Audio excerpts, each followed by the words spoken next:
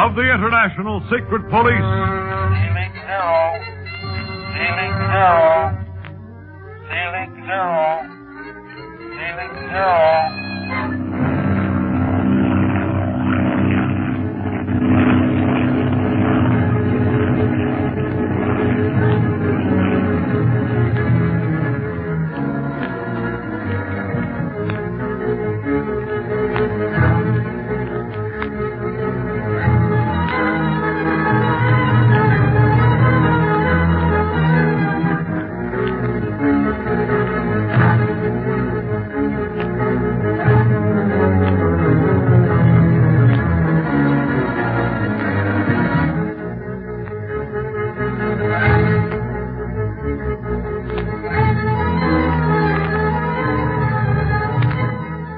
When Speed, Clint, and Chief Tipo go to the mysterious house of Paul Mcnear on a supposedly friendly visit, they are really searching for Barney, who they feel sure the Octopus has kidnapped. Their arrival interrupts an experiment the criminal was just about to perform on the helpless Barney, and he lowers the table that holds the man to a dungeon beneath the floor. Later, as Speed and Clint are looking at the inventions, Speed stumbles over something and, on closer inspection, discovers a false floor or trap door beneath his feet. Look, Clint, it's a trap door, I tell you. It looks like it, all right. So it does. What does it lead to, Mr. Mcnear? Why, I haven't the slightest idea, Speed. Huh? No, you see, I've been far too busy with my work to investigate all the trap doors in this house. In fact, I haven't seen all the rooms. I confine my movements to this laboratory and to my living quarters that adjoin. Well, do you mind if I see what's under it, then? I'm afraid I do, my boy. That trap door probably hasn't been moved for years. There will be dirt and cobwebs beneath it. I don't care for such a litter in my laboratory. But I only... Speed? But, Clint, what if that hides Barney? Speed. Oh, all right. You must forgive my nephew, Mr. Mcnear. He has the ardent curiosity that all boys have when they discover a trap door, or, for that matter, any sort of a closed door. They always want to know what's on the other side of it. I can understand that, Mr. Barlow. Scientists have somewhat the same desire. In fact, had it not been for my curiosity as to what was on the other side of certain electrical vibrations, I never could have created this machine you see before you. Machine that appears more like a box. Yeah, it looks sort of like a coffin. That is because it is made to hold a human being, my boy. If a person is ill or run down, they would be completely revitalized by remaining in this machine for half an hour or so. Well, how is that? Electrical impulses are shot through the subject, increasing his circulation and restoring his exhausted supply of energy. I know that it is successful, for I have often taken the treatment when I have been overworked, and I come out of it completely rested. Why, that is wonderful. Well, I should say so, Chief Tipo. There have been times when I could have used this energizing invention of Mr. Mcnear's very nicely. Say, Clint, look at this shortwave setup. Looks like you could reach Mars with this outfit. It is powerful, Speed, but not as powerful as it will be someday. I'm in the midst of an ultra-shortwave experiment that should revolutionize shortwave radio. Ultra-shortwave? Well, strange that you should be particularly interested in that. Strange? Why, may I ask? The Octopus was experimenting in ultra-shortwave, too. The Octopus? Oh, yes, that criminal you accused me of being. Yes, you're right. Strange, perhaps, yet not so strange. Even though our interests are diversified, we could still use the same medium, this criminal and I. One for evil, one for good. Mm-hmm, true. Wonder what Barney would say to that.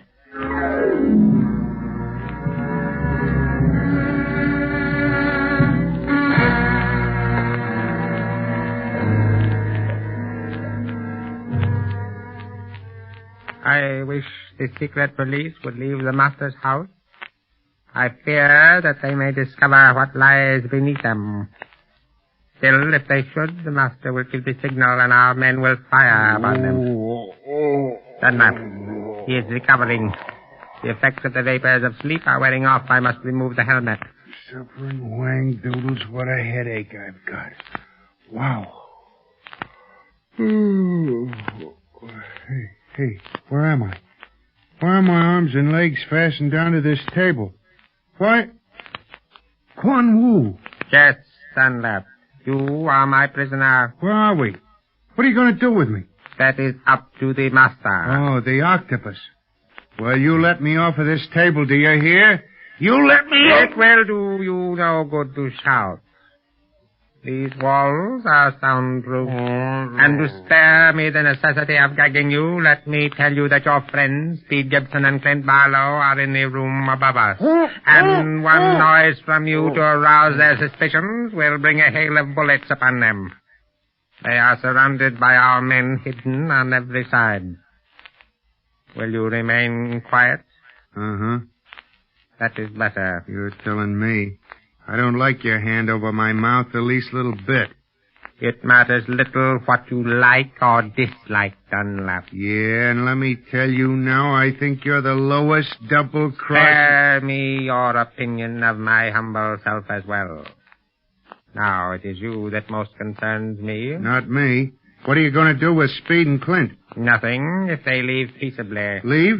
You mean they're not prisoners? Then this must be Mcnear's house. Clint wouldn't... What were you about to say? Nothing. But don't try to tell me this room is soundproof. Else why are we hearing their footsteps above us? And why did you slap your paw over my face when I started to yell? Oh, so now you won't talk.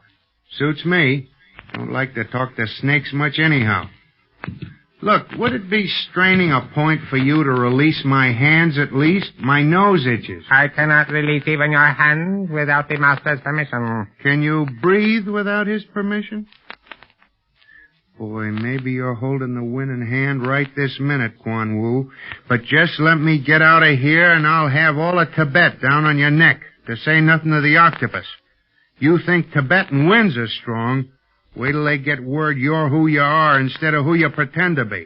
They'll blow you higher than any wind you ever saw. And what makes you so sure that you are going to get out of here? Yeah, Huh?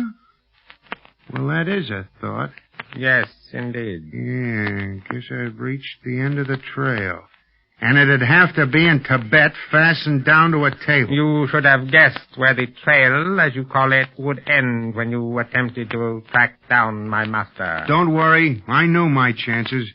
But a guy can't live forever, and I'd rather go out fighting that big devilfish and sit around and let him get away with murder and everything else on the calendar. But don't think he's going to get away with it much longer. Speed and Clint will see to that. Rubbing me out ain't going to stop him. Do not raise your voice as you speak, Dunlap. Remember, the lives of your friends depend on your silence. Yeah. But, boy, do I wish Clint or Speed knew how to read my mind.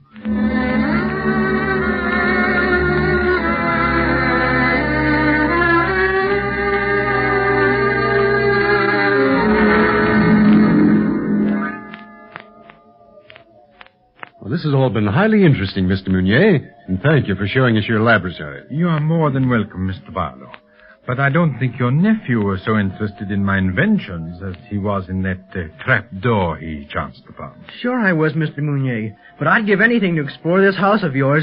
But it has all sorts of secret passages and underground tunnels. Oh, Speed, I am afraid your imagination is running away with you. Most real old houses have such things, Chief Tipo. I used them in the old days to hide their treasures in or escape from their enemies. Yes, but those days are past, Speed, and if this old castle has such things, they've probably caved in or fallen apart for lack of use. Yes, and I for one shall leave them alone.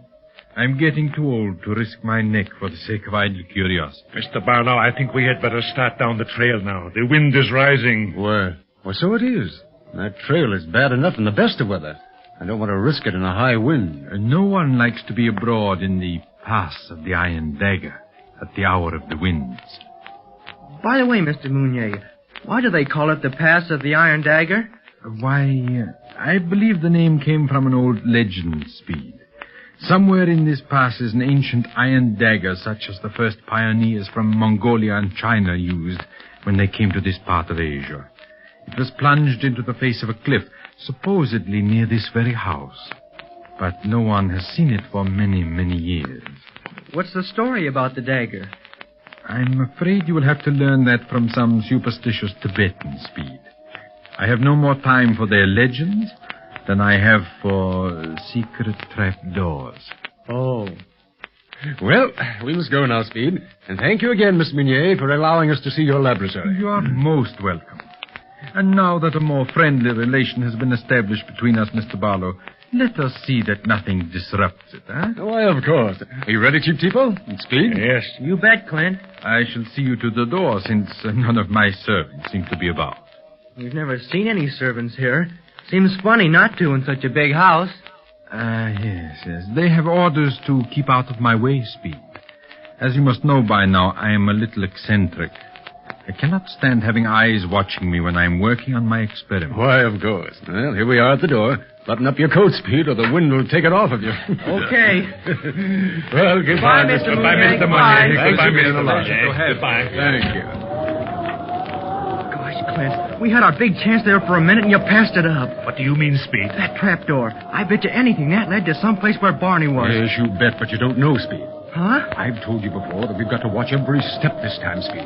We can't afford to make any more mistakes. Very true. I agree with you entirely, Mr. Barlow. But golly, Clint, we won't get anywhere just visiting the Octopus. We'll never find Barney at that I rate. know that.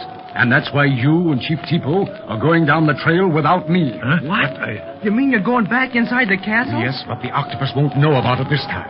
I've spotted an entrance that looks like it leads into a basement or something. I'm going in through that. But it is broad daylight, Mr. Barlow. What if someone should see you? I don't think they will. If the Octopus has guards posted, they'll be further on down the trail. They have no reason to keep a close guard on the house itself if all the approaches are watched. That sounds logical. But what about inside, Clint? The Octopus must have plenty of his men hiding around in that house. Let me worry about them when I'm inside, Speed. Well, you're not going Oh, alone. now, Speed, if you think you're coming with me, you're badly mistaken. Please, Clint. I've been in the secret police long enough to take the same chances that you and Barney take. And with Barney gone, it's up to me to fill his place until we find him again. I sure can't do that by going down the trail with Chief Tipo. Well, You will? Gosh, thanks, Clint. Oh, all right, but on the old condition, Speed, that you obey every order without question. Yes, sir. And you, Chief Tipo, return to Lhasa and hold your men ready. If we haven't returned by midnight tonight, attack this windy castle and search it until you find us. Yes, Clint, you can depend on me. Thank you. And now, Speed, let's see how good we are at housebreaking.